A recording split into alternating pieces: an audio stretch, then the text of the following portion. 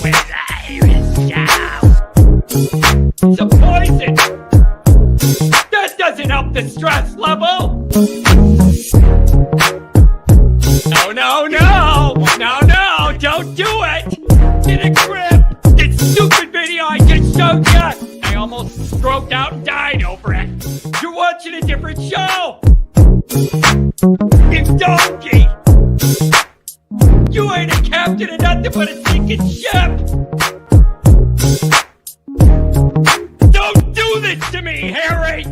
The Ohio State. It's Ohio State. What do you mean, the? 312-988-15. Hello? You tell Johnny all you've heard and seen. Sometimes it's good to just yell about football. Yeah, that's right. Woo! This is it. This is it, everybody. This is it. The last day of peace in your mind for hopefully the next 6+ months. This is it. I hope you enjoy it. I hope you enjoy it. This is the last day for about the next half a year that you are going to be somewhat relaxed. It is going to be football anxiety, that feeling in your stomach, that burning sensation that you crave, but it drives you nuts at the same time. It's all coming back, baby. Welcome it. Oh, I can't believe I'm saying this. What a long journey. What a long journey. Welcome back to a Notre Dame football 2025 it's back, baby. Welcome in. This is, I got to tell you, man, it's such a weird feeling, but we are back. Football anxiety's back. Can you feel it? Can you feel it? We're going from 0 to 100. Today is the last day of 0, and then we're going to 100. So I want to hear anything that's on your mind and in your heart before this all gets started. This is the last day. We're going to have one of these shows where things are neutral and everything is it's a theory right now. Once you get into practice and everything's going to change. And we're going to have the day-to-day worries of this grind for 6 months. So I want to have fun today. Anybody that wants to call in with your final parting thoughts of the offseason, anywhere you want to go, edition of the Always Irish Show, the first, the longest running, the largest, and might I add, the most bizarre radio show on the internet. And I'm damn proud to be the one hosting it. Welcome in, everybody. Oh, what a weird. Oh, I'm just. You know what I'm saying? It's all just like it's volcanoing up slowly, and you feel it, and you feel it. And we're about to be off to the races. All these Johnny, everybody making fun of me for the dog days. It's the dog days of summer. Everybody making fun of me for the dog days of summer thing, man. This is it.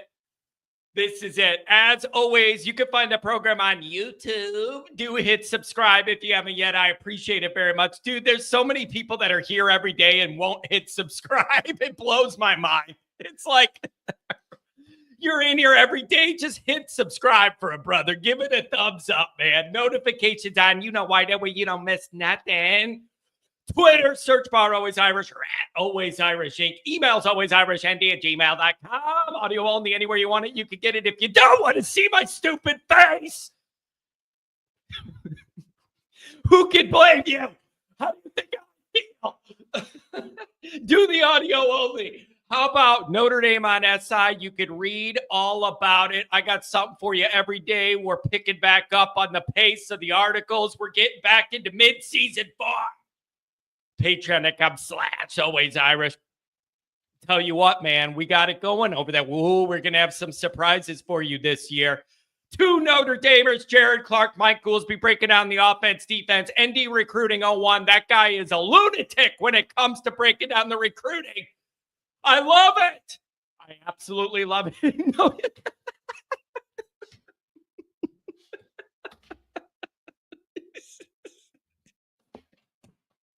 Every time I do a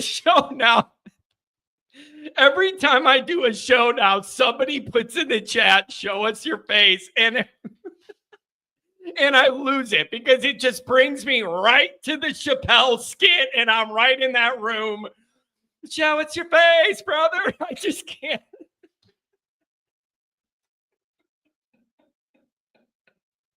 And it actually applies. It actually applies because I literally say, if you don't want to see my face. So it makes perfect sense. But anytime anybody just writes, show us your face, I just lose it because I just think of where that is from. Show us your face, brother. That guy's head blows. That guy's head explodes in the skit. Show us your face, brother. Go on, Clayton. Show us your face. Jay Grizz, let's stuff James Franklin back in the locker again after we steal his number one running back commit. Yeah. While you got a little winning streak on and off the field against Penn State, you may as well keep that baby rolling. You may as well keep it rolling. How much time you got, buddy? I love saying that. It's so fun. Oh, God. Just the show us your face thing. I lose it every time. And what else makes it funny is some of the funniest jokes and all that is when some people don't get it, right? Like that makes it way more funny for the people that get it. And they're like, why is John laughing so much at show us your face? If you don't know, you don't know. And if you don't know, half the people who don't know probably be offended by it. Like, it's just, that's funny too, because not everybody understands. I can't understand you. I just can't.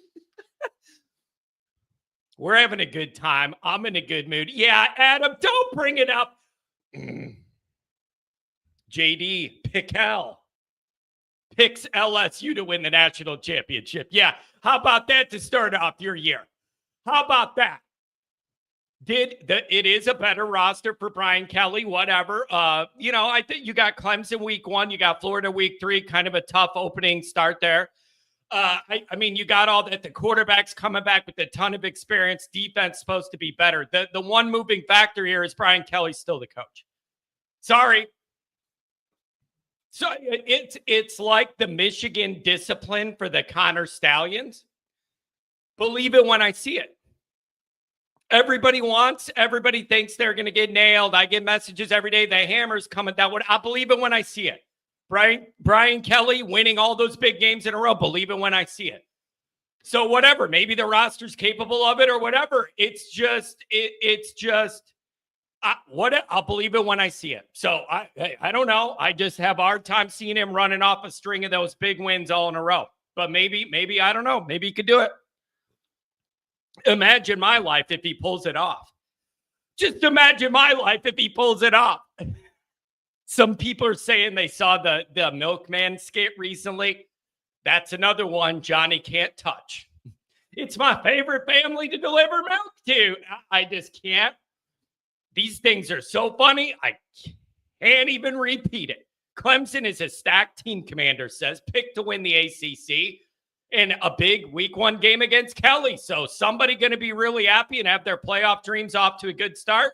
And if Brian Kelly loses, it's 0-4 in first games at LSU, and everybody's going to be, this racism's killing me inside. And it's going to be a rough start. It's going to be a rough start. So, man, this is getting serious. $5 holler from the main man. John, my 8-year-old niece just heard our SNL episode. She subscribed to your show, bro. She's an ND fan and wants to call in Saturday and say, I think we're going to do another Saturday show. That's the plan. So we'll announce that officially. And the other thing is, Did I hit the wrong button? Why did it say this show was starting at 11 o'clock? Everybody knows we started 9, right on time. What did my fat fingers hit the wrong button when I hit the drop down at what time? 11 o'clock. I'm throwing my own people off trail. The hell's going on here? Unbelievable. What an idiot. Hit the right button, fool. That's on me. That's on me. All right. Here, John thinks we all live in Central Time. I'm very aware that you don't. I hit no kidding, Phil. John is losing it. Dude, speaking of John losing it,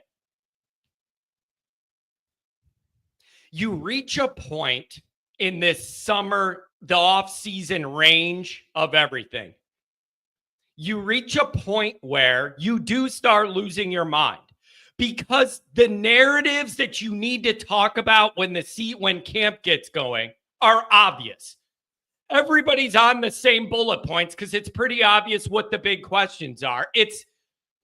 And when there's no answers, you just get backed into a wall. What if this? What if that? What if this goes good? What if that goes bad? Whatever.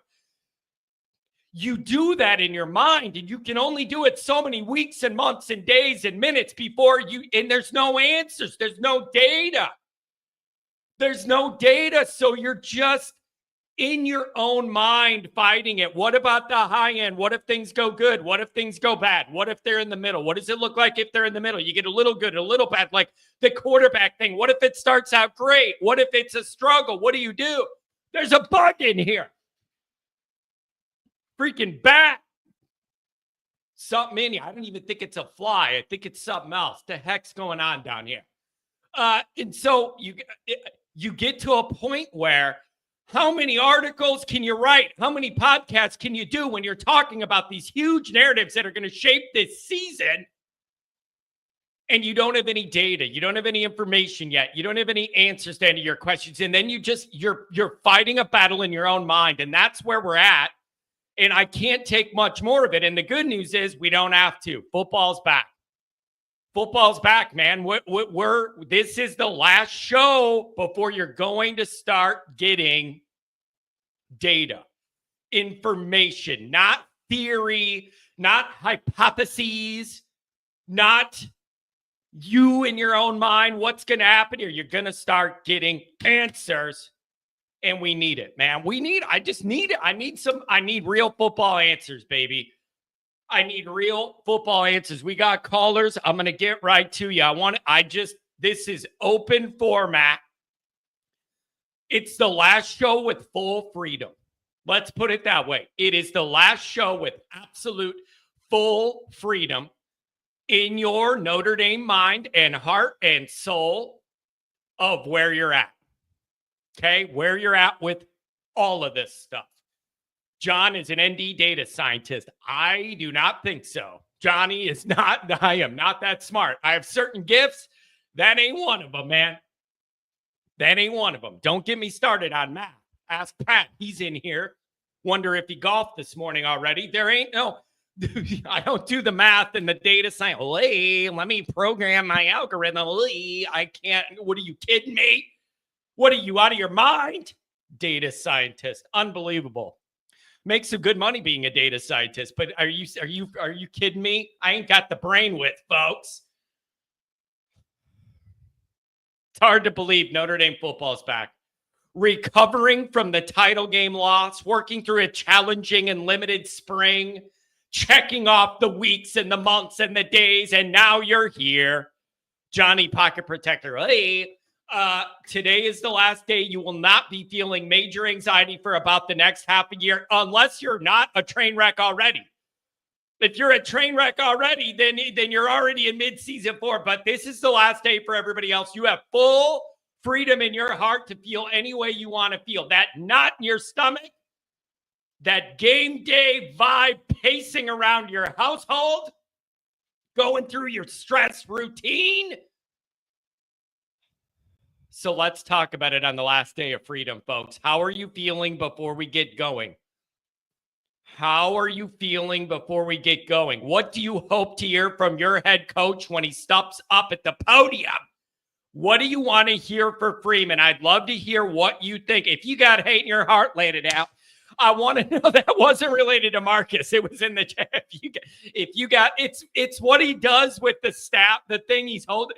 If you got hate in your heart, let it out. Yeah, I just can't.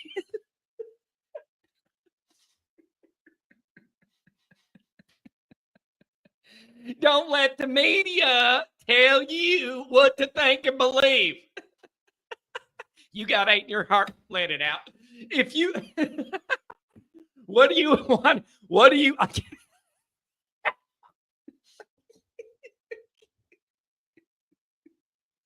I say that all the time in my real life. I can't understand you. Oh my God, that's funny. What do you want to hear from Marcus Freeman when he speaks? What would help you feel better about all this? Phil says you guys are so immature. Phil, psych your own mind, bro. Come on, give me a damn break.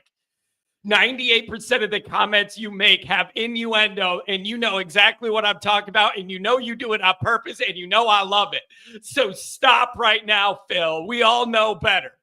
We all know better. Are you outside your brain? Come on. Are you outside your mind? We all know. We all know where you're coming from. And so that's what I want to know, man. What do you want to hear for Freeman? What are you looking at as camp starts? I know you got a checklist. So those are the two things today. I want to know what you want to hear from Freeman, how he sets up this beginning part of the year. And I also want to hear what you're looking for as we get started. What is your checklist? What are you hoping the reports come out? Notre Dame's back on the field. Here's who's doing what, or we're moving out, like whatever that is. I want to know. Yeah, Ryan Sandberg, there goes another dude. The 80s, like the late 80s, are losing momentum, bro. Theo Uxtable. Come on, man. Hulk, Ozzy, and Rhino. And even though I'm a miserable Sox person, like I respect Ryan Sandberg and those old days at Wrigley Field, all those 1:00 games and all that stuff, man. Yeah, like Rhino. You know what else? Mark Grace. I love Mark Grace. I'm a total White Sox guy. I love Mark Grace. He's burning darts in the dugout. He's smoking. He got that lefty swing with no gloves on throwback. I love Mark Grace. I really did. So I don't know. Yeah, it's crying is interesting. He was over on the Monday Night Raw giving us a hard time too. Like, and it's hard to tell with Crying Belly whether it's serious or not serious, and you never know. Keeps me on edge. Keeps me on edge. I do miss Tony La Russa. Nobody misses Tony La Russa except a bottle of liquor. Let's be quite honest about that. He didn't even know the rules. He was falling asleep in the White Sox dugout, and he didn't even know the rules of what you could do when. Like, bro, come on. Give me a break. All right, let's do a couple of chats, and then we'll get going. I did not know that, Pat, but that's to the allure of the story, I guess. Sweet swinging Mark Grace, apparently with the ladies too. So I'm in a weird mood today, you guys. This is just time as a abstract concept here is amazing when it comes to what we do here. It was, oh man, we could get from the end of the season to spring ball, and you get your little adrenaline rush to spring ball. You get Notre Dame guys running around. You feel better about it. You get out of spring, and then it's like, oh my God, what a slog. What a journey this is going to be. We got to go over, and we got to wait months and months and months. And what are we going to do at quarterback? And we don't have no answers, and we're just going to sit here, and it's going to be forever before we get back to football. You guys worked with me, checking off the days, checking off the weeks, checking off the months, we got each other through the dog days of summer. We got through it all, and now it's here, man. Football's back. So say goodbye to your life. Say goodbye to your wife. It's football time. Look, I'm sorry. That's literally say goodbye to your life. Say goodbye to your wife. It's football time, baby. for better or worse, we're about to, you know what this is today? I'm going to tell you what this is. This is everybody in line at Six Flags jumping on the roller coaster. That's what this is, man. Everybody's in line, and they're about to open up that little bar that saves you from splitting your wig and falling out or not. And I don't trust it, by the way. I don't like roller coasters. I don't do the upside down ones. I'll do an old wooden one, but I ain't putting myself in a position. The one time a year, the loop-de-loop roller coaster will break down. John will be stuck upside down half a day. Not risking it. But that's what this is. They're about to open up that bar, and all of us are about to hop on that ride, and we're about to go. We're about to go on this journey together, and it's going to be a long, stressful one, and hopefully a lot of good times ahead. You realize the dog days of summer actually run into August. It's considered July 3rd. The dog days to me are whenever the hell it's hot as hell. Okay? And these seasons, the technical seasons, they should just line up with football. Football starts fall. These seasons need to be more accommodating to our football schedule. Okay? It's traced back to the Roman Empire, and 20 days prior and 20 days after, the star Sirius rises and falls conjunction with the sun. What are you, some sort of wizard? Unbelievable with this stuff. I figured it had something to do with farming or some crap with like crops or something. I don't know. But to me, the dog days are where it's hot out and there's no football. That's the dog days, damn it. So welcome in. Oh, boy. Yeah, I did see the wild man. All right, let's get into a couple of calls. I just wanted you to know and be accurate. I ain't even smart enough to be able to process what the hell you said. Serious? What do you mean? The radio thing? How you get the music in your car? What are you talking about, this serious thing? Furniture's levitating? I don't know about that. I better get Pat the Pocket Protector. According to my calculations, I am looking at the stars, and the Milky Way has shifted 14 degrees, which indicates fall will be near. Whatever, bro. Don't get me started on what is it? Where what is it? The daylight savings and all that stuff. You always hit that part of the Notre Dame calendar where you're like, I don't understand. What time is it? Are we ahead an hour or back an hour or what? Dr. John. And then we'll go back to some chats. We got a few calls. You're going to be on the air. Then we'll do some chats. What's up, Doc? Well, I'll tell you what's up. Here's what I don't want to hear from Freeman. Okay. More injuries. Yeah, absolutely. Let's not hear any more of that stuff. Yeah, it is. Other than that, you're right, Doc. That is the number one thing. That is the number one thing is I need some major injury updates. Give me the good news, Doc. The good news? I haven't heard about any more injuries, so I guess that's good news. The other thing I was going to say about Freeman, you've taught me not to believe anything I hear in the press conference. Hey, I just don't see as much value in them as other people do. But there are certain things that you need to hear. You got to be able to separate PR fluff from the heavy hitting stuff, meaning injury updates, any position switches. They announce a guy's going from offense to defense or whatever. Like, there are some tangible things, but a lot of it is going to be fluff. Oh, how big of a deal is it to get off to a good start against Miami and A&M? Like, you know what I mean? You got to separate what's important from what's from fluff. And people are going to ask about the quarterback thing. What is the plan? What are we going to do? Like, you know what I'm saying? It's going to be, people are going to ask, and I want to see how he handles that. And I would guess he's going to say it's a competition till a guy emerges as the leader. That would be my prediction. But I don't know. But you got to separate fluff, PR fluff, and softball questions from the hard-hitting facts. Yeah, I agree with you. I think it'll be the quarterback thing is still up for grabs. I doubt if he's going to name anybody now. Yeah, I do too. I don't think they know, Well, Doc. Doc, I honestly don't think, after hearing a lot of things, talking to a lot of people, I'm entering this. I am not sure. I used to think maybe the staff knew what they wanted to do and they were leaning away, but they're going to present like a competition early in camp to do it for a lot of reasons. I am not sure anybody knows how this is going to go right now, including the actual program. I'm not sure. So this is going to get really interesting. Well, yeah, I think if they're being honest, they're going to see who can deliver. Yeah.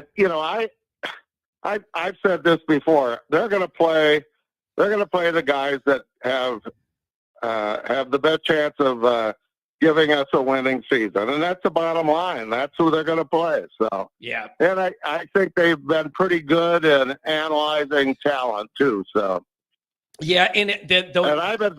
Doc, I think about the timing of this. That is my next question. How long do you think a split rep with the ones quarterback competition can go along before Notre Dame's got to make a decision so they can start running all their ones out there together and gelling and getting rhythm between the starting quarterback and the O-line and the receivers and everything to get that all going for Miami? You can't take 3.5 weeks to figure out who the number one is. So you're in a time crunch here. You got to be really effective with your reps and your plan early, because I don't think you have a ton of time, man. I think when they run out on the practice field on the 18th, they're going to have a quarterback. Man, it is. That's what I think. Doc, this is a very bizarre feeling. The more people I talk to, I think it might be an open quarterback competition. I used to think maybe they know what they want to do and they're just kind of playing along. I'm not so sure anymore, man.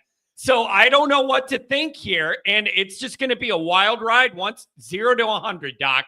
0 today to 100 whenever this starts, and you start hearing who ran with the ones, who completed how many passes. Like, we're going to dig through the minutia of all this till a decision's made.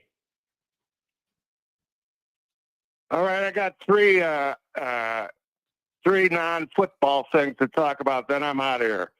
Number one, after today, you've got 12 more dog days. After that, you're done. Oh, the dog days. All right? The dogs. Mark that calendar. The 11th is the last dog day. Got it. Number two, this is weird. I hope there's somebody in chat that has enough technical knowledge to explain this to me.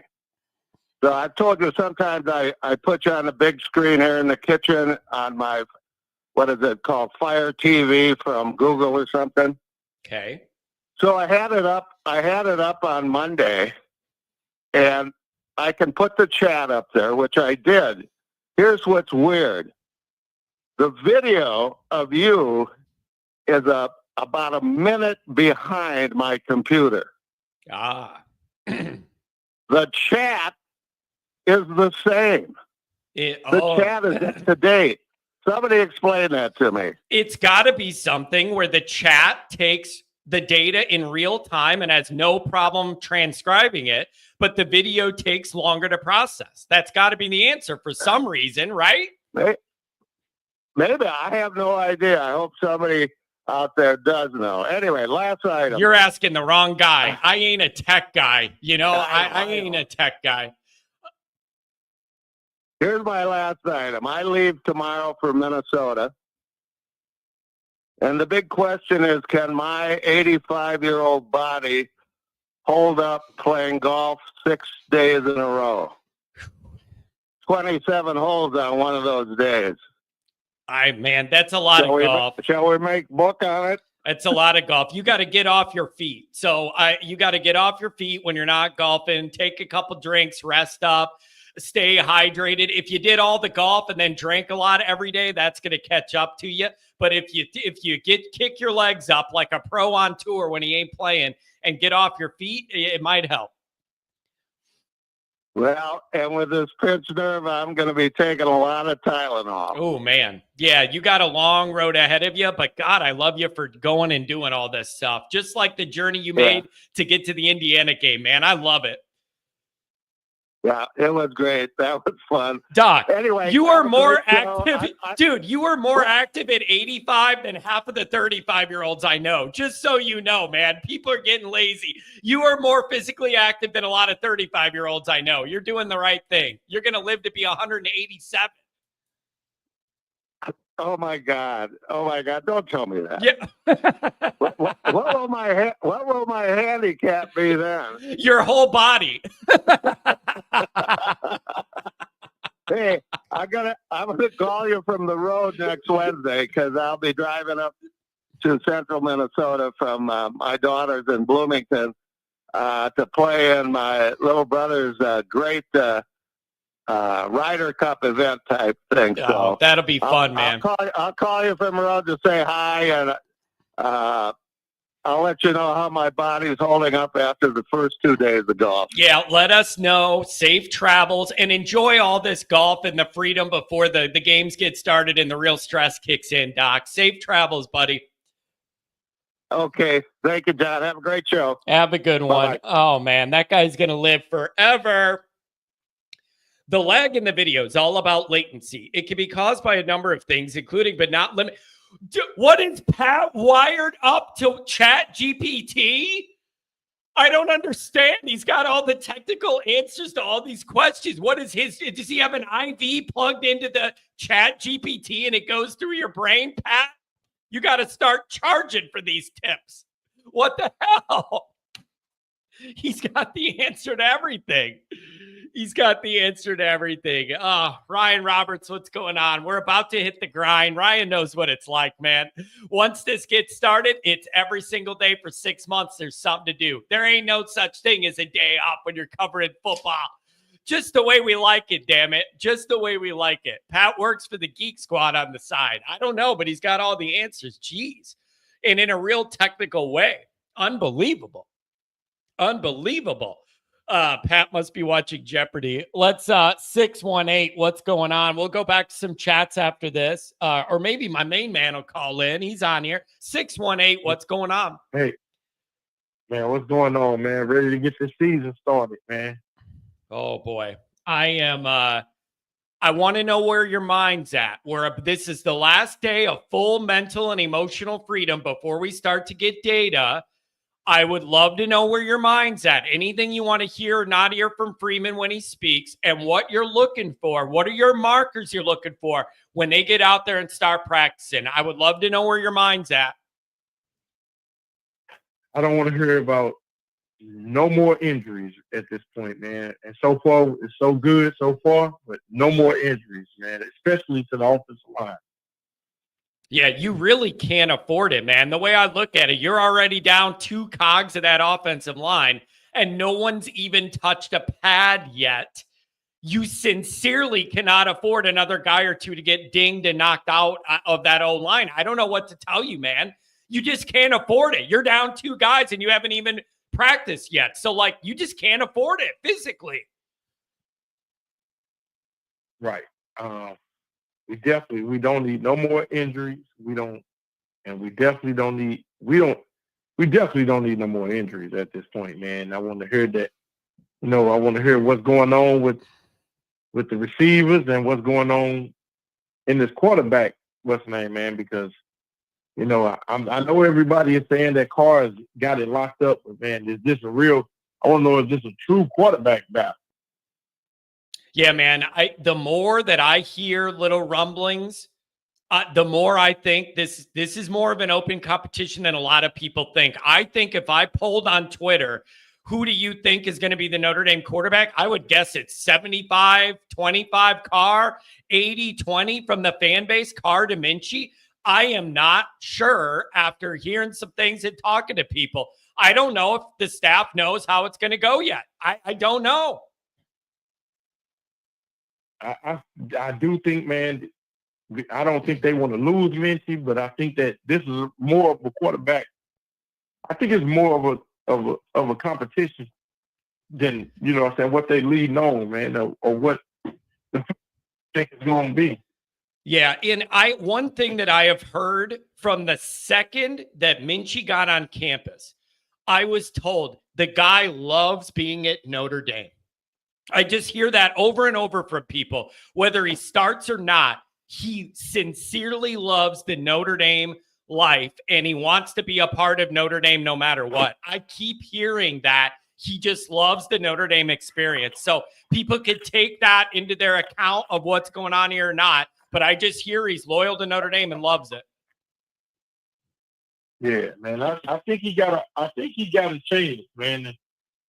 I'm hoping that he do have a chance, man, because you know he brings a little bit different dimension with his athleticism and everything. But you know, I'm also hearing that you know he's a quarterback first. You know, he's looking to pass first and run second. Yeah, it is. Are you open? Tim Ide was talking about this the other week. He came on Patreon with Goolsby and I, and Tim Ide was talking about, he was saying, I wouldn't be surprised if those guys both have packages against Miami. What would you think of that? Do you think that's overdoing it? Maybe you're going to, if you have two guys, you have no guys, or would you like the idea of having packages for both and depending on the situation and like, Tim Ide was like, I wouldn't put it past Denbrock to have packages for both these guys against Miami. Are you doing too much there? Would you rather see Notre Dame just go, this is our guy, we're running with it, let's develop with them? Or are you open to that? I mean, it depends on the situation, man. You know, if you need something to gain some momentum against Miami, then yeah, I'm open to it. But I just want to see one quarterback. Let the best quarterback, whoever give us the best chance to win, whoever can win games, man. You have opportunity this year to win a national championship, man. Let's put the quarterback that's in there that give us the best chance to win the national championship. Yeah, and I expect you're going to hear that from Freeman when he speaks. You know someone's going to ask, what's the deal with the quarterback thing? Freeman's probably going to say, we're going to run these guys until one guy emerges as the clear leader. I don't know. You just don't have that long to run that experiment before you got to figure out, and the ones need to run with the ones and have a little fun. You know what I mean? Yeah, and I also, man, like, you know, the only thing I've been hearing about Minchie is in the spring was like his inconsistency, man. Like one day he's the best looking quarterback out there, the next day he's just okay. You know, we need you to be the greatest quarterback every time you step on the field, and that's probably what's going to give Carter probably give him the starting position because of the consistency. Yeah, and the other question I have with this quarterback project, sincerely, is what is the patience level from the fan base, from the media, and the coaching staff with a first-time starting quarterback, a lot of moving pieces, and a tough early schedule that's going to challenge Notre Dame? I'm wondering what the patience level is going to be like if we hit a rough patch or the young quarterback runs into some growing pains or makes a couple rookie mistakes. I sincerely wonder what the patience level's like from the whole Notre Dame apparatus. I don't know what that's going to be for the fan base. We're in win now mode. Win now, pick up where you left off on a deep playoff run. I'm sincerely wondering what the patience level is going to be like. Man, I want to know too, man. Like, once he make a couple bad throws or a couple picks that's not good, do you yank him for the other? I mean, whoever the starting quarterback got to always be looking over their back like, man, you know, is this good enough or is this not good enough? Yeah, it is, man. And here's the other thing I think about too. Ryan Roberts, if you're in here, I'd love your opinion on this too, if you're still in the chat. Dude, what do you think Denbrock's approach is going to be offensively with whatever young quarterback they go with into Miami? I wonder, is he going to be like, I'm calling what I want to call, and it's your job to execute it because this is Notre Dame and we don't care how much experience you have or not? Like, I'm going to run what I want to run, and it's on you to make it happen. Or does Denbrock try and ease the guy into the season? Some little short out route throws to get the guy acclimated, not put too much on his plate. I'm wondering how they're going to structure that offense and what they're going to put on the quarterback or not to get it all started. Man, Jim Brockton had both of these guys for 2 off seasons, man. You got to go full steam ahead, man. If you're not ready, man, we got the other guy behind you. We can just go in and flip him in and do without what we got to do, man. We got to show recruits. We got to show the world that this is totally different Notre Dame. Yeah, you do. And then I got to ask you this. You mentioned the wide receivers earlier. Are you confident this, after multiple false alarms, are you confident that this is the year the Notre Dame pass game truly becomes a little more dangerous? You're going to have a quarterback that's more comfortable throwing the ball as a strength. I think you have more to work with in the wide receiver room than you have recently. Are you a believer in that, or are you wait and see because we've been burned with this before? Man, I'm just waiting to see, man, because, man, last year we supposed to have these great transfer receivers, and we didn't see none of that, man. So we have to just wait and see approach. I think Great House is going to be good, man. Great House is going to have a great season. I think Faison going to do what Faison do. I just need him to be healthy. Doesn't that makes me nervous? I need Faison to be healthy to be effective out there. You can't have some lingering this or that where he's limping around. Like, I need that guy to be healthy, and then he's effective as hell. And he's got that little it factor where he's wiggly enough. He always makes something good happen, but he's got to be healthy. Man, you're not healthy, man. This next man up, man. The Cam Williams or the other redshirt freshman, man. Y'all got to be ready, man. You got to be ready, and you cannot be playing around. I mean, I'm hearing some good things about Cam Williams, and then I'm hearing some things that he's not mature. You know what I mean? So we'll see. Yeah, but same thing. We do need Faison. Yeah, I've heard the same exact thing. We do need Faison. We do need Faison healthy, man. Yeah, it is. And then the last thing I want to go over with you is flip over to the other side of the ball. And you got all of those offensive questions that are totally legitimate and fair. But if you flip over to the defense, there's a lot of people that are like down on Ash automatically, like down, expecting bad things, like bringing up Rutgers and all the bad defenses he was a part of or whatever. And then there's other people that are very open to a different way to look at this defense and a little bit different. And there are some people that think Ash could be perfectly fine. Tim Hyde's one of them who was like, I look into some of his numbers. He's been a part of some really good defenses, knows what's going on. Like, what are you making of the defensive side of the ball as we get this going? And I don't agree a lot with Tim Hyde, but yes, I agree with Tim Hyde on this, man. We just got to wait and see. It's a wait and see approach. I mean, it looked like, this offseason we kind of laid back, like, kind of learning a little bit as he goes from the other, defensive coaches. So it's a wait and see. Let's just get it done. He hasn't been that bad. He was part of a national championship defense with Ohio State. Let's just wait and see, man. It's just a wait and see approach. Yeah. He got enough talent on this side of the ball. Yeah, but the wait and see thing is where the fans get tied up in knots. You know what I mean? Like, you just want the answers. You want to know how it's going to be. The wait and see will wear your ass out, man. You just worry. I just walk around worrying all the time. What if this? What if that? What if this? What if that? Like, I don't know, man. Anything else? Yeah, go ahead. One thing the fans can't go by, man, is like going by like what he did at Rutgers. Nobody wins at Rutgers. And most great coordinators don't make great head coaches. So you never know, man. Yeah, it's man, this is a really interesting year. You feel like there's upward momentum for Notre Dame as a program overall, trending up in a lot of areas on and off the field. But there are also landmines all over early in the season for Notre Dame to step on. There are landmines all over with the young quarterback and the moving O-line and the new D. Like, there are some traps here. Is Notre Dame a mature enough program that they can survive all that and win games while they're putting all these new pieces together?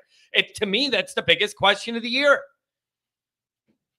Yeah, I got them going 12-0. So. Ooh. Ooh, baby. Well, if you go 2-0, 12-0 becomes a lot more likely. Like, I know that's a cop-out, Yeah. but if they started out 2-0 with all these integrations they're doing with new pieces, then 12-0 becomes imminently more likely than if it's a struggle early. So, man, 12-0, baby. Also, let's keep taking everything from Penn State, man. Get that running back, man. Get him committed in his class.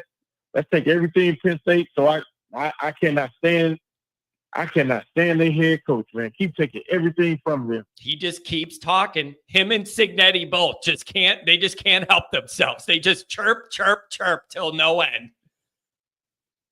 Yeah. Hey, man, thanks a lot. Thanks for calling. Why don't you, hey, touch base with me after camp gets going and we get a little bit of data and we see what's going on. Give me a call back and we'll reevaluate this couple days in, okay? All right, John. Go Irish. Oh, go Irish. Have a good one. Man, you could just feel the energy. This is such a beautiful thing. When you do this every day, year round, you feel these energy waves, right? When you do it year round, you feel that energy, and you always try and present an energetic show and whatever else. And that's my natural personality, to be a little like kind of a live wire. But you ride that wave, and it's like there's these real slow periods with nothing. Then you get a recruiting bump and there's some energy, and then it goes back down. I'm feeling that energy, and there's nothing like it, you guys. There's absolutely nothing like that feeling of Notre Dame football getting started and all the hope, all the anxiety, all the stress, all of the just, it's a beautiful, beautiful thing. Let's get my main man, Martinez. He probably out in the sun working like a real man. What's going on, main man? Johnny, can you hear me? I got you loud and clear, baby. Hey, brother, there's only real men here. Yeah. Only real men allowed. Only There, hey, you know what would be you know what would be good content for the channel? What if I come out there with you and you put me to work for a day? Just one day of doing real man's work with my hands in the sun. Give me a hard hat, give me a jackhammer or something, and just record what a fool I look like. Dude, Johnny would be like, hey, everybody be like, hey, that's the podcast guy I want to be like. He's over there throwing block with all the guys. Hell yeah. Throwing block in the hot ass sun, sweating his balls off. Oh, you man. know what I mean? Yeah, there's nothing like honest days of real labor, man. I'm just glad it isn't me doing it. You know what I'm saying? Hey, don't worry. You got your main man here to do it for you, brother. I appreciate you, man. What's on your mind? This is it, man. We made it. All those summer shows, all of the checking the days off the calendar. We're here, man. Notre Dame's back, baby. Hey, brother, man. Yeah, exactly. Hey, this is the last show before we get into August.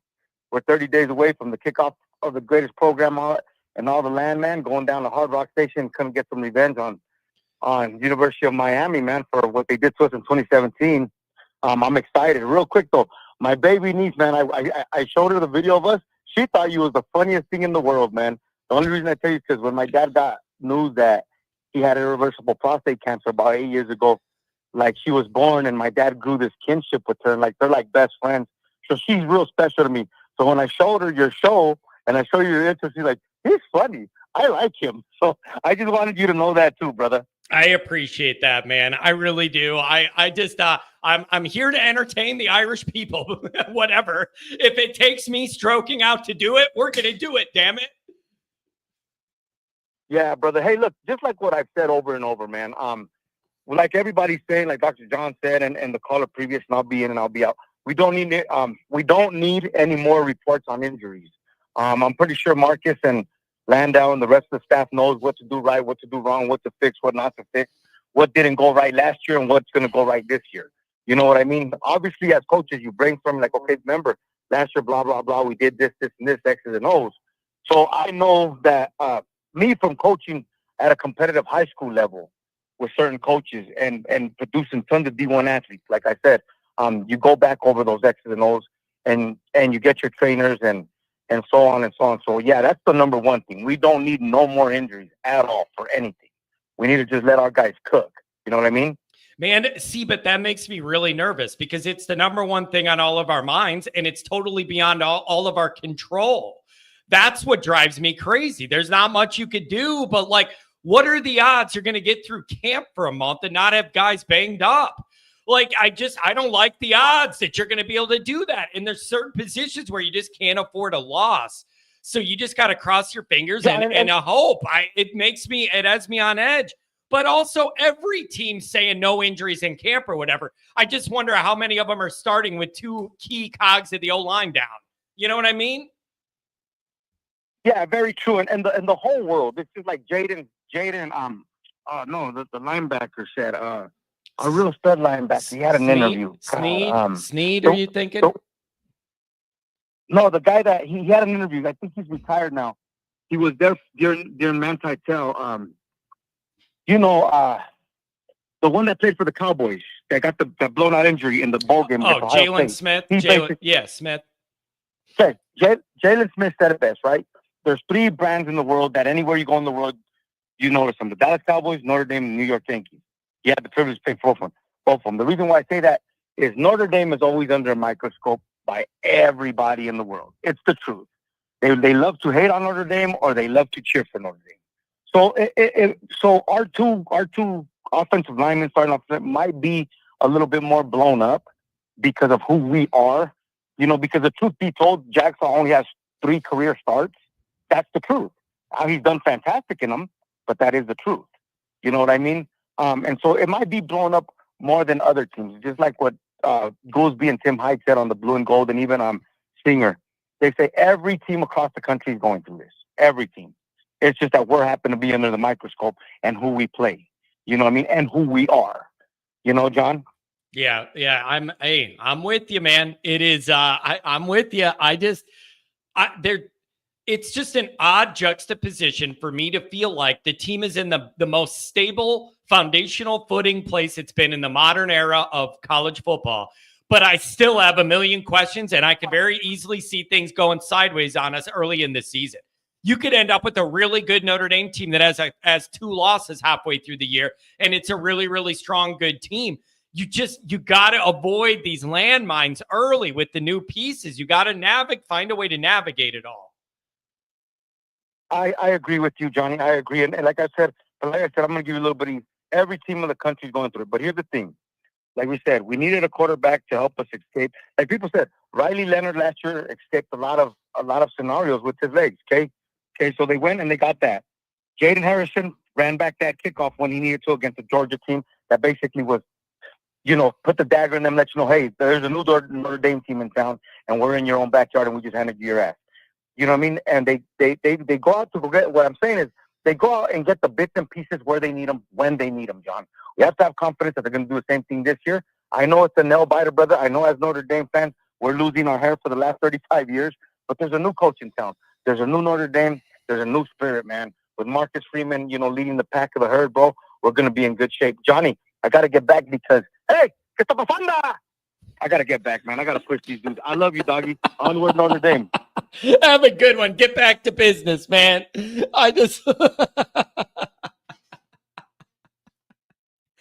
I've said this before, and I'm going to say it again.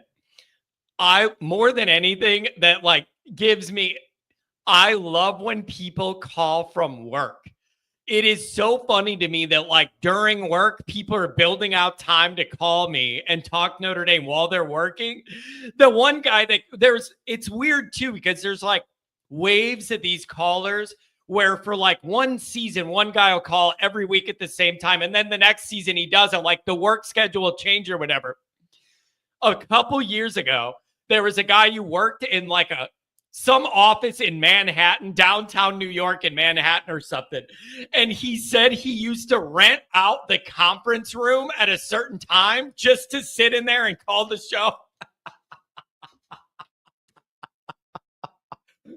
They had one of those things where you got to log in to be able to rent the room. And he would put, major meeting we got going on or something.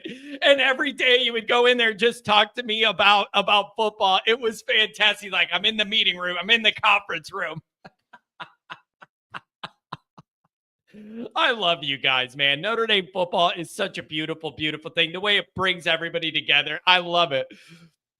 But yeah, that guy had some serious work calls. It reminds me when I was doing my grad school internship downtown in Chicago, and my boss was an older Notre Dame diehard, but not really like internet savvy to where he's looking up all the details. This was like 15 years ago, too, 20, something like that. And every Monday, I had a standing meeting with him at 10 o'clock every Monday in his office. And he told everybody it's just to like mentor John or whatever. Man, we were pounding coffee and talking all about Notre Dame for an hour. And we're like eating scones and drinking coffee. And it's like, oh, mentoring meeting 10 to 11 every Monday. And all he was like, tell me what's going on with the game. What's the rumor? Like, whatever. I love it, man. I love what Notre Dame does to people. It's beautiful. Oh, boy. We got another famous caller coming up here. You know who it is. Well, maybe you don't. Look at this. $20 holler from Nicky D. He loves to be heard and seen. I've been saying all summer, use the running backs, ease the new quarterback into the position. Yeah, that would be ideal. Now, here's the interesting part of that. The interesting part of that is you need the O-line to be good enough to even be able to do what you're saying. See, that's the thing, you guys. Everything connects to everything else. So when you look at how do you support a first-time starting quarterback, a few things come to mind. Really good run game, good O-line play, and a great defense. You get a lockdown defense, it increases your margin to not have to score 41 points to win the game or whatever. You don't have to be perfect offensively. That's where this gets. You wonder why my hair's falling out. Not only the end of the Brian Kelly era caused it, it's thinking of these dynamics. How do I want to support a young quarterback? Well, I need a really good defense. You sure you're going to get it? The chat's debating if Ash is garbage or not already.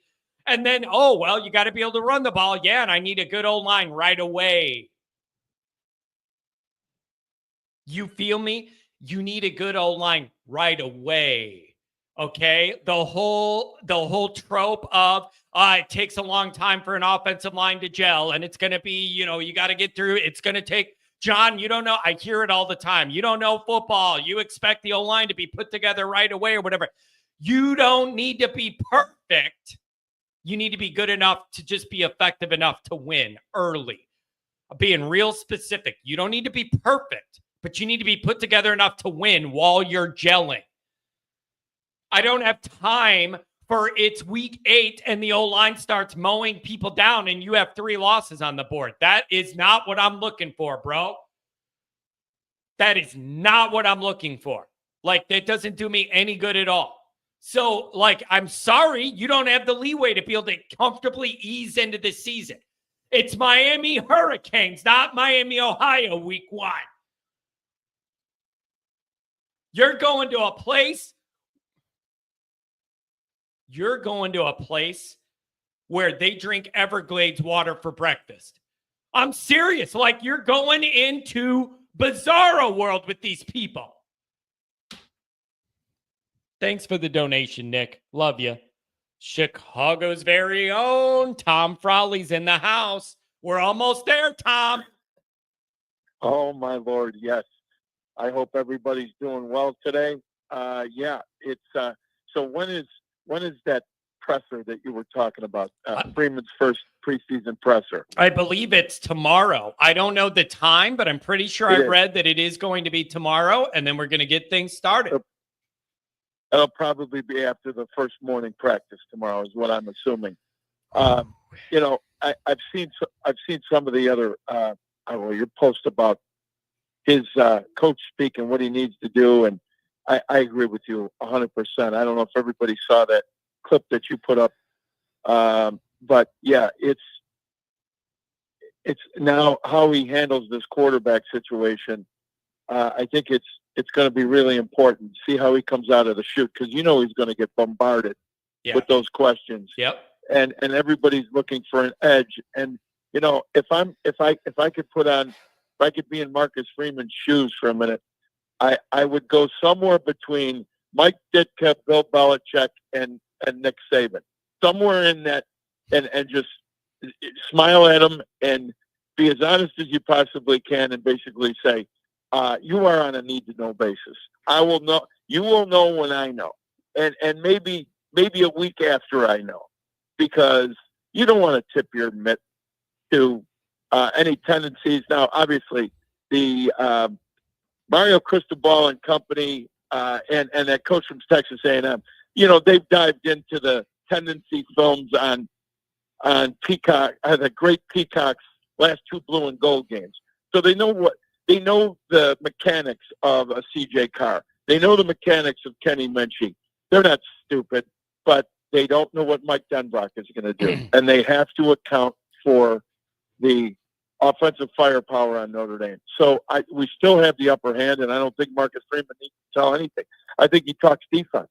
If I'm Marcus Freeman, I'm going to talk defense because defense wins championships. Give him that routine and just keep hammering it. And I want to see how coy he is because, at first he wasn't. He was trying to be all things to all people, especially with the legacy Notre Dame media that covers them. And I don't need to mention their name. But, you know who they Tom, I feel like the longer Freeman does this, the PR team is beating the truth out of him. You know what I mean? Where it's like, hey, buddy, we love that how genuine you are, but you don't got to say everything. I feel like he's tightening it up each year because you just don't want to say anything that could come back to burn you later. Why create yourself more trouble, No, are they taking? If they're taking the first couple of weeks off campus, or are they staying on campus for practice? Aren't they done with the off-campus stuff? I thought they quit that for logistics, and it's much easier to just have it all where all the facilities are and no travel. I think they did away with that. I think they did away with that. Yeah, it's easier. I think it's easier, and when I think from a logistics standpoint, it's much. I mean, look at the Goog and everything. They've got everything they need there, and the campus is their own right now, so they can get proper rest. That's important. But having a guy like Pete Bavacqua, and then of course Martin, now the head of football ops, I bet they keep the lid tight on these practices. I know that Blue and Gold Illustrated, Irish Illustrated, Irish Breakdown. They're going to have their reporters there. It'll be the same. Oh, we only saw 15 minutes of practice, but here's what we saw. Jeremiah Love was, it took 2 to the house. Okay, great. And you always know that the defense is going to have an upper hand in practice. So what are we actually looking? I'm waiting. I hope maybe 7 to 10. I think 10 days into the practice, we're going to have a pretty good idea who's going to start. I'll guarantee you they will not show. If he's going to have both quarterbacks come in, where he's going to use a Kenny Minchie in a Wildcat situation, we're not going to see any of that. It depends on down and distance. It depends where they are on the field. If they're in opponent's territory. I still believe in my heart of hearts that Denbrock is going to open up this playbook. You're going to have to. I'd love to see him come out shooting because they could always slide back. With the tight end, I mean, my goodness, you got a healthy Eli Reardon. What a target for a quarterback. On intermediate pass routes. Yeah. Especially early on in a snake. Look. That place is going to be wild in Miami Gardens. It's going to be wild. It's going to be hyper loud. And look, most of this team has seen that noise. Remember what they went through in the first game, the loudest stadium in America at Texas A&M. So, it's just going to be a little more vicious down there because we know how those fans act when Notre Dame comes to town. Those kids will handle it. And then,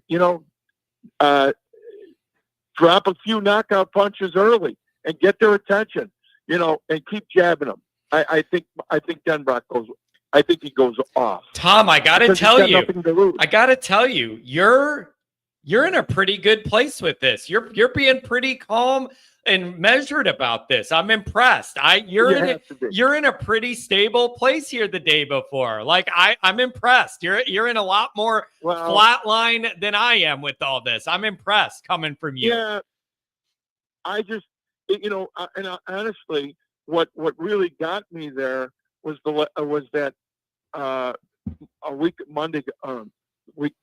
ago Monday, when you had Tim Hyde and Goolsby on talking X's and O's, and you get some, the negative perspective, and then you get the upside perspective, and in the middle lies the reality somewhere if you can sniff it out, and again, when you look at the depth of talent and the experience of playing those extra games into the playoffs, we don't know. We don't know what the quarterbacks are going to do.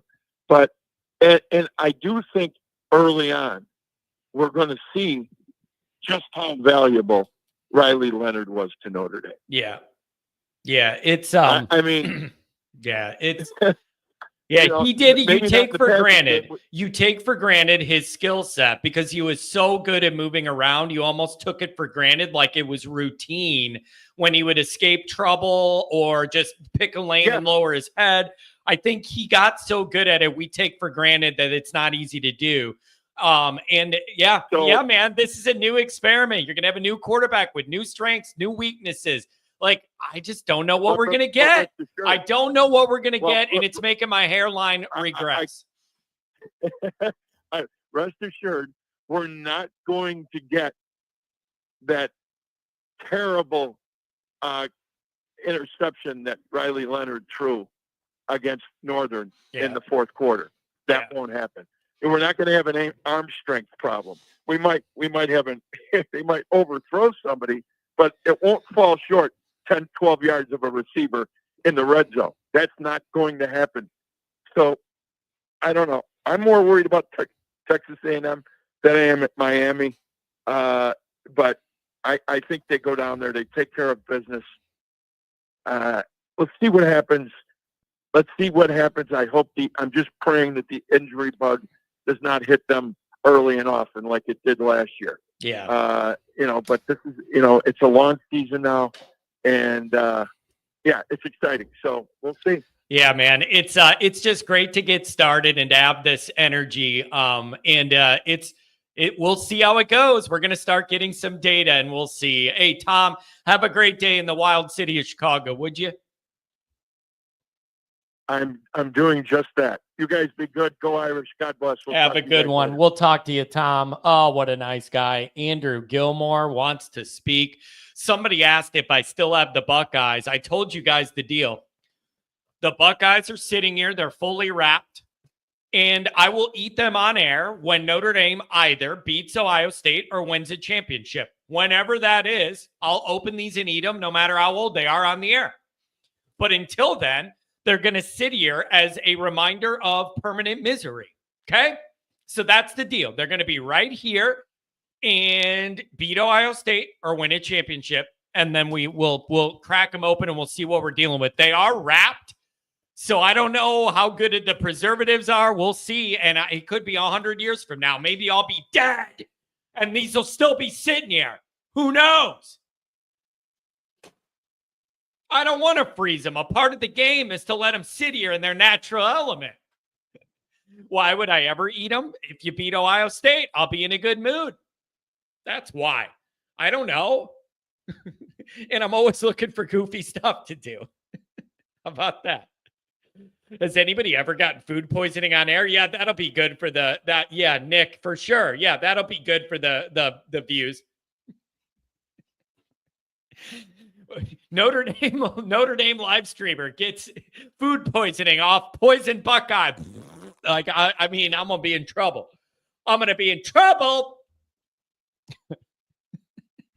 Andrew Gilmore, if I could hit the button.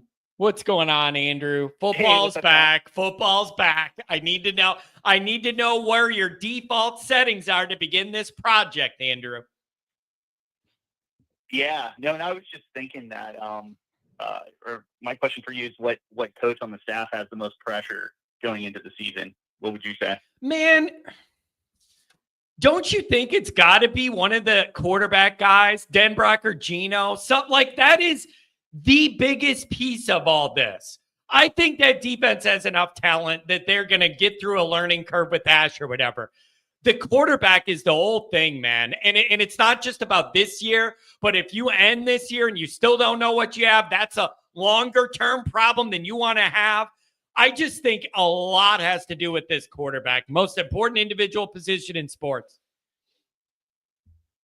Yeah, I agree. I agree. I would say Gino Guidugli, because whereas the coach who I think should truly have the most pressure on him, Mike Denbrock, and for whatever reason, ND fans just don't ever want to be critical of Mike Denbrock. I think it's Gino Guidugli, because like if this season doesn't go the way it should, they're not going to do anything to Mike Denbrock. I think that Guidugli sort of had a nice deal since he's come to Notre Dame. He's had, the three major quarterbacks were all recruited by Tommy Rees. The last 2 years, they've gone out and gotten arguably the most veteran quarterbacks on the marketplace. And so this year is time to shine. Yeah. Now, don't you, Andrew, Yeah, don't you feel like quarterback coach is an interesting role because it's not the head coach, it's not the coordinator. I think sometimes people don't know exactly what the definition of your role is. Like I feel like that, like a quarterback coach can get protected to a certain level because you're not the head coach, you're not a coordinator. Nobody's exactly sure what your day-to-day role is. Like I feel like you can hide as a quarterback coach a little bit, and people don't know how much to give you credit or blame for what happens. Am I off? Do you get what I mean with that niche-y role? Well, I think to a certain extent, maybe he's protected from like maybe fans, coming at him. But yeah, I mean, that makes sense. Chancey Stuckey, as a position coach, he could be protected. I mean, what they came up a little bit short in that season, and he's the first guy that goes because somebody's heads had to roll after not making a BCS game. Yeah. And so I heard Tim Hyde talk about this. I agree with him. I think there's more hype about this Notre Dame season, and so much so that we haven't seen this much hype since 2006 when Notre Dame started the year. I think they were ranked number two. I think I remember was not Brady Quinn on the cover of that Sports Illustrated when it was still printed going. I remember getting that in August and we were number 2. I remember it. Yeah. So, and I just, the hype was off the charts. I feel like this year's is that type of year, and rightfully so. Notre Dame fans just saw us go to the national championship game, roll through some games that we hadn't seen them win, especially on a neutral field. Yeah, but in so long. Andrew, let me ask. They're coming off. Yeah. Let me ask this. I'm with you on that positivity from a lot of the national media and also the Notre Dame fan base, and I understand why it's there. But I feel like some people, when I talk to them, Andrew, they're overlooking all of these huge pieces and they're just going, it'll be okay. Like I run into a lot of that where they're like, oh, we got it going and it'll be okay. And it's like, I want it to be, but there are a lot of moving parts that blend with a tough early schedule. Landmines everywhere. That's what's in the biggest reference in my mind is just landmines all over. And if you can avoid them, you're in for another great year, but there are landmines to walk on all over this early part of the schedule. Yeah, no, I agree. And I think that's why the quarterback decision is just so huge. And, I see people like on message boards try to say, oh, well, there's a lot of teams who, are starting new quarterbacks. But I mean, when you look at the teams that are, real contenders who are starting new quarterbacks, there's like extenuating circumstances in their favor. Like Julian Sayin is thrown to probably the best wide receiver room in the country and has the best player on his team in the country. Ty Simpson has been there for like 4 years. And so his experience is off the charts. Even Dante Moore, he started a bunch of games for UCLA and he's in an offense under Will Stein that's, is like a totally a quarterback friendly offense. So I just put it on Gino Guidugli. He's had sort of an easy pass the first couple of years. He went out and got veteran quarterbacks, and now they've gone the complete opposite direction, and they're going with a quarterback probably in CJ Carr, who's taking 2 or 3 snaps.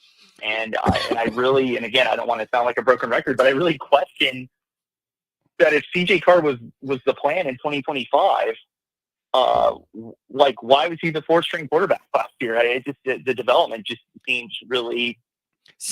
I'm glad you brought that up. Yeah. I'm really glad you brought that up, because what I was thinking about when you were saying this is about the pressure being on Gino and all this.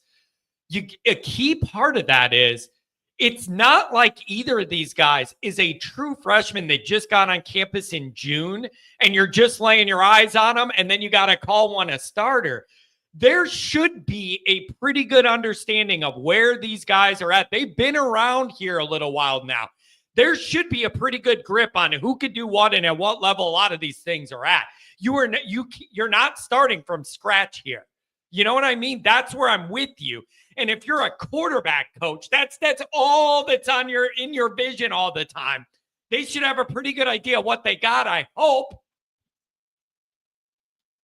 Yeah, and I agree. And it's just, I know there's a lot of people in the chat who like Kenny Minchie. I don't have anything against Kenny Minchie. The way I sort of gauge players on the team is what type of hype they're getting around him. And so I would say for the first time since he's been on Notre Dame campus, he got a little bit of hype, post-spring. Because I would say that when you ask people's opinions, who kind of impressed the most, Minchie was mentioned. So that's good news. The problem is the year before, if you listen to guys like Tim Priester, he was basically saying that he was never going to be the starting quarterback in Notre Dame. So that's why I just think, it ultimately comes down to Freeman decided we're going to stay in-house and we're going to go with 2 really, really young quarterbacks. But Freeman's head's not going to roll if it doesn't work out. So I think it's all on Gino Guidugli. So if I'm Gino Guidugli, I'm not letting this quarterback battle,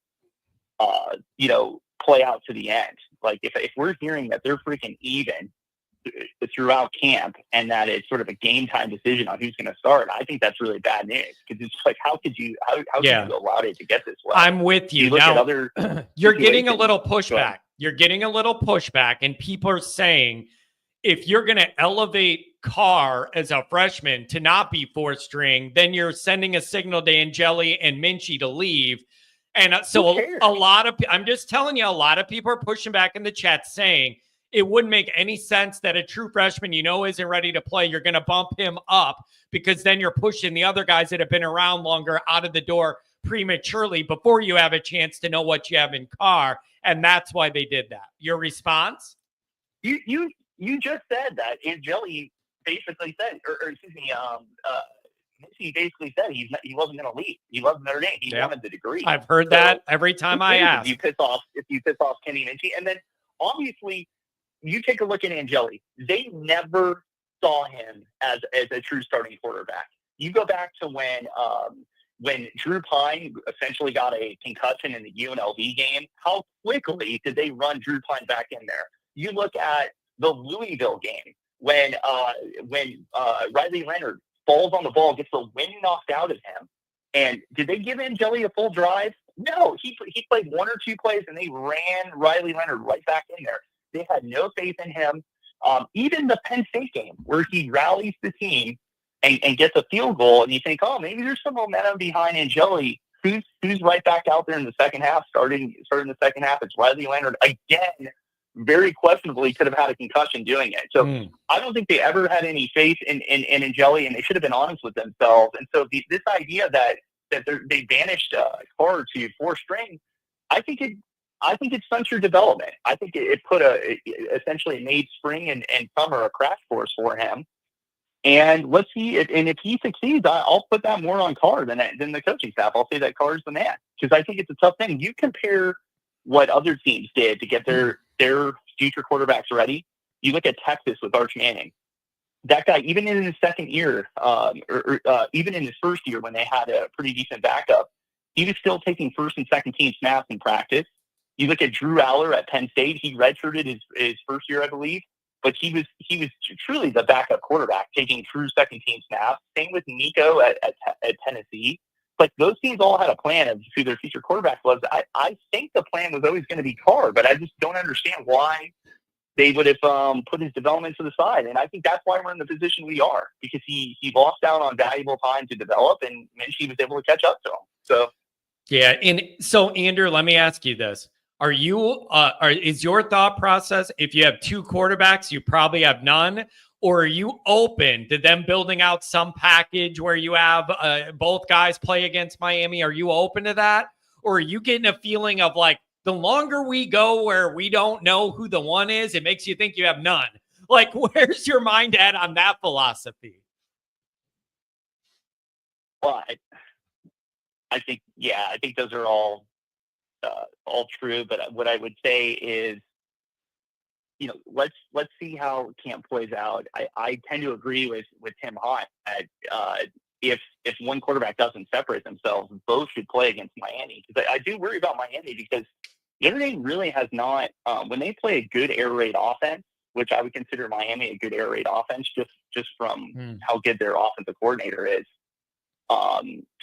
The other teams put up points. I mean, you look at USC twice against Al Golden, put up a lot of points. You look at Louisville, both times we played them. Even last year, even though Notre Dame's defense put up a real effort, Louisville moved the ball on Notre Dame more than most teams move the ball. So it worries me. I think we're going to have to either score some points against Miami, or Denbrock's going to have a really good game plan where he can control the clock and really slow the game down. So I would say that if you get down early and one quarterback's not moving the ball, I think you got to be willing to have a quick hook, because you can't lose the first two games of the year. You got to split those in order to give yourself a chance to make the playoffs. Yeah, I'm with you on that. Can we flip over? What are your thoughts on the defense, man? Is Ash getting a raw deal to start his tenure here because of some of that resume? Or is it fair to ask, like, where the hell did this hire come from? Or do you trust Marcus and that Ohio State network he consults and all that? Like, is Ash getting a raw deal here? Do we have an obligation to just neutrally wait and see before you put negativity out? What do you think the reality is defensively? Well, I don't think he's getting a raw deal. I mean, honestly, go back to when Al Golden was hired. This chat who kisses out someone's butt all day, they were very critical of Al Golden when he was hired. But it was a good hire. And so what I would say was, and I was talking to Texas Chris in the chat, the problem with Ash is that he bounced around quite a bit. And so it's hard to really analyze the data on him. So what I look for is, what are his references? And it's the same deal with Miami's defensive coordinator. Like, that guy has not been a defensive coordinator for very long, but just look at his references. Look who he's coached with. Look who's recommending him for the Miami job. So in Chris Ash's career, the people who recommended him for jobs are Urban Meyer twice, obviously for Ohio State, and then for Texas. If you read about when he got hired as the DC of Texas, it was Urban Meyer, and Urban Meyer brought him down to Jacksonville. You have Brett Bielema, who speaks glowingly of Chris Ash, and I think Brett Bielema can coach. And then I would say Barry Alvarez. If you ever, in reading about Chris Ash when Notre Dame hired him, I went back and saw when Chris Ash got hired for the Rutgers job, Barry Alvarez put out a bunch of statements saying it's a great hire. Chris Ash is one of the best defensive coordinators he ever saw. So that's a resume. Those are real references. And same deal for the Miami DC. That guy is coached under Bert Signetti. He's coached under Gray Schiano, who's a hell of a defensive coach. And then he went to Minnesota and coached under some really good defensive-minded coaches under there. PJ Fleck and his former DC, who's now the Michigan State head coach. So those are good references. And I think that if all this chat believes in Marcus Freeman, then understand that Chris Ash was always the second option. He went after Leonard, the former DC for Wisconsin, who's now in the NFL. Once that guy said no, he pivoted to Chris Ash. And so I think that says something about how respected Chris Ash is. So I have faith. I think the problem for Ash is they've lost so much veteran leadership off the D. I don't think you can measure how important Xavier Watts was to that defense. He could roam and essentially did whatever he wanted, and the quarterback had to know wherever he was on the field and avoid him. I don't think that any of the safeties are like that. I'm hoping maybe Tay Johnson steps up and ends up being like a Xavier Watts type.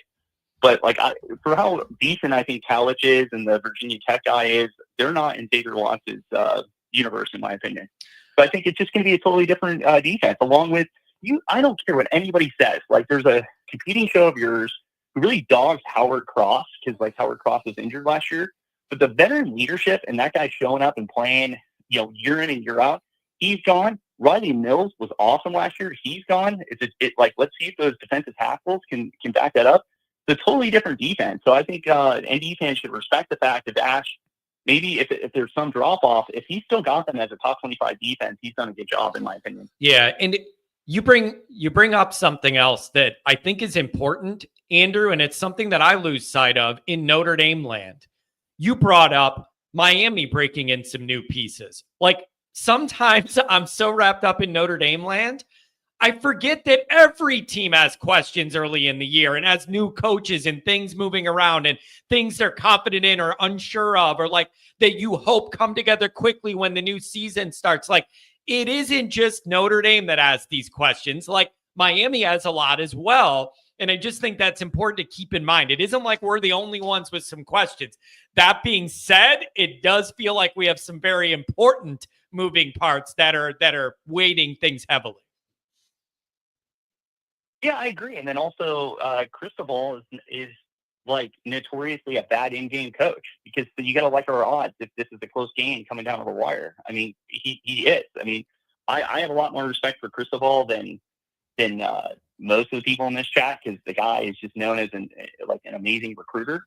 But I don't know. Just I would encourage people to go listen to his interview with Greg McElroy, where he basically threw his ex-DC under the bus for last year not making the playoffs. So it's just like I don't understand how Cristobal is able to hire these good coordinators, considering how badly he treats them. So I definitely would give the coaching edge to Notre Dame coming into this game. Like how couldn't you? I mean, you look at how Marcus Freeman outcoached Kirby Smart in that game.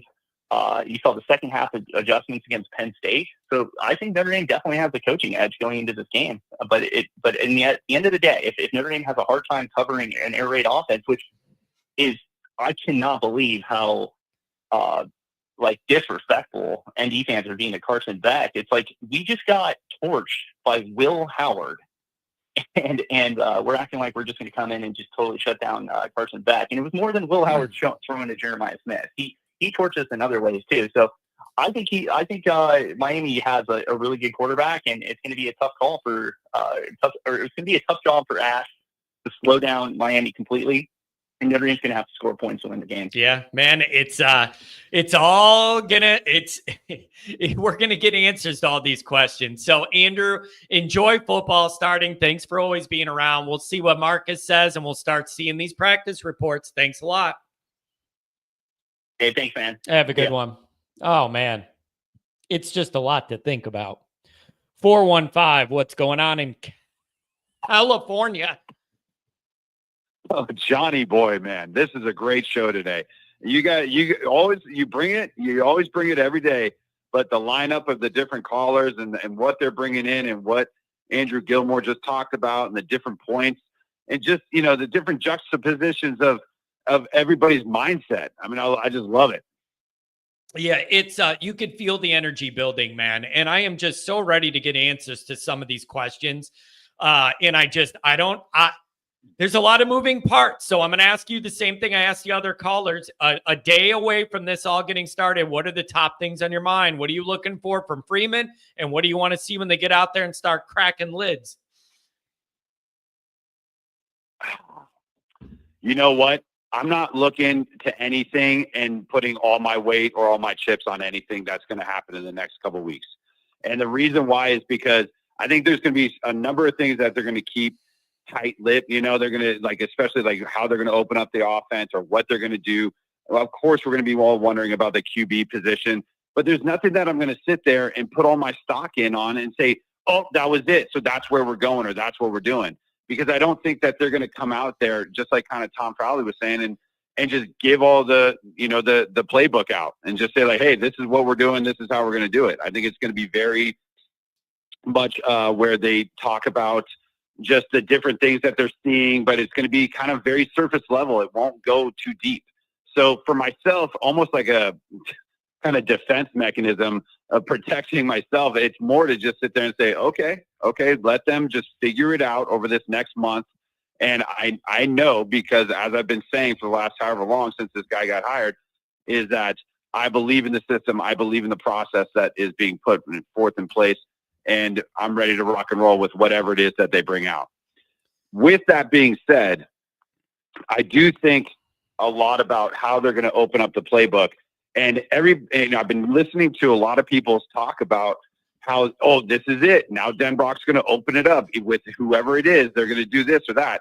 And the answer to that is that, yes, it is, and it will happen, but only to the level of the capacity of the kid who gets the position, of what his mindset can handle.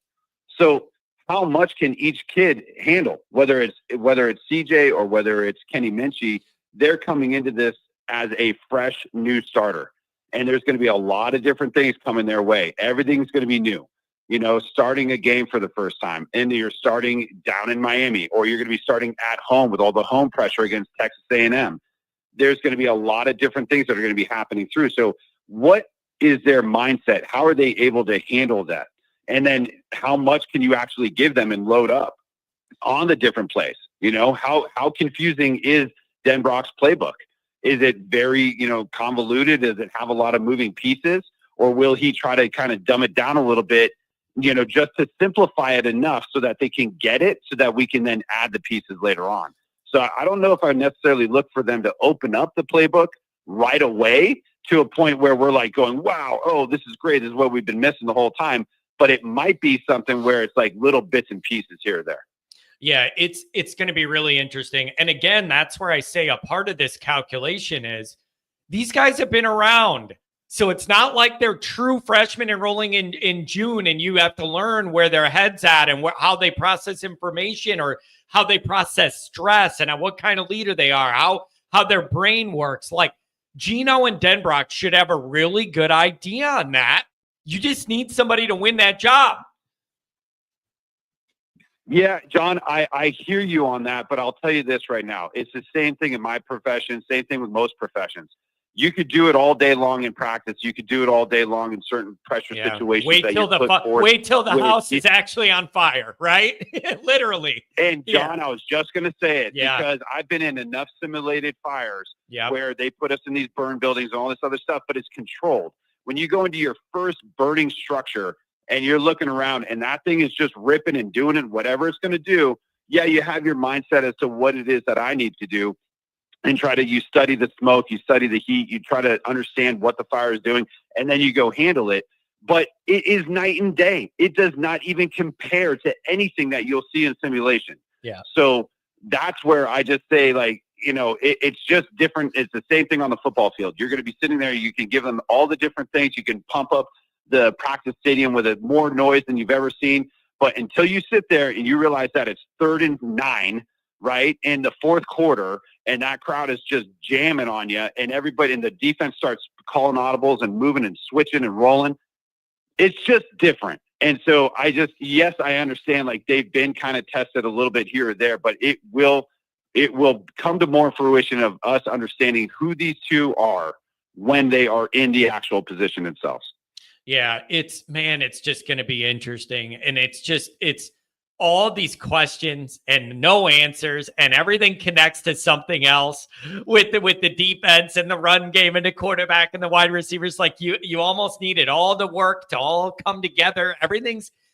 I don't know, man. This is just it's a big test of the real true level of this program now. If you're able to overcome all these moving parts and changes with the young new quarterback, the change at DC, all this stuff, and you're able to be a playoff team again, and you are at a certain level then.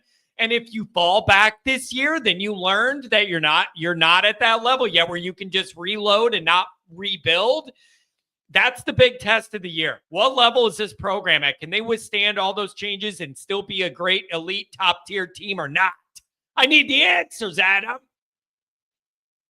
Yeah, I hear you. And I'll be, want to know what I'm most looking forward to in a certain kind of weird way is when adversity starts to hit in the first, whatever game it is, whether it's in Miami or Texas A&M, whatever it is, when adversity starts to hit one of these two QBs, whoever was chosen, what is the mindset of the coaches?